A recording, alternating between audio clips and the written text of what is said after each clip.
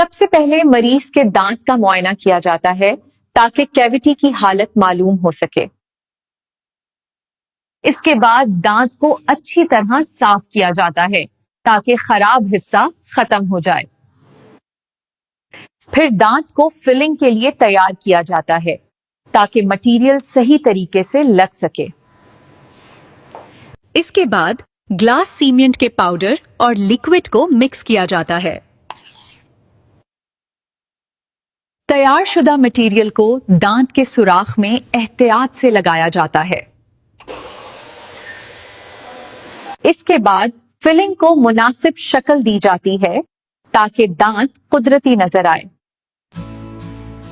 چند منٹ بعد glass cement سخت ہو جاتا ہے اور دانت کے ساتھ مضبوطی سے جڑ جاتا ہے۔ آخر میں دانت محفوظ اور مضبوط ہو جاتا ہے اور مریض آرام محسوس کرتا ہے۔ یہ گلاس سیمنٹ ہے جو دانتوں کی فلنگ کے لیے استعمال کیا جاتا ہے۔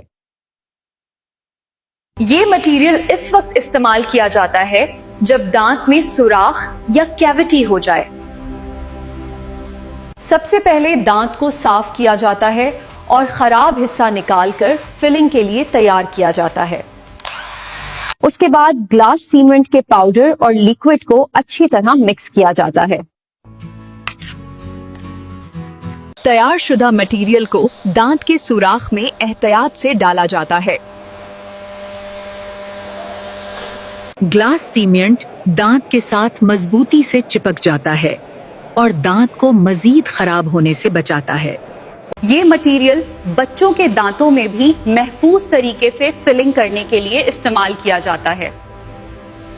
استعمال کرتے وقت صفائی کا خاص خیال رکھا جاتا ہے اور مٹیریل کو صحیح مقدار میں مکس کیا جاتا ہے۔ گلاس سیمنٹ کو ٹھنڈی اور خشک جگہ پر محفوظ رکھا جاتا ہے تاکہ اس کی کوالٹی برقرار رہے۔ آخر میں یہ مٹیریل سخت ہو جاتا ہے اور دانت کو مضبوط بنا دیتا ہے۔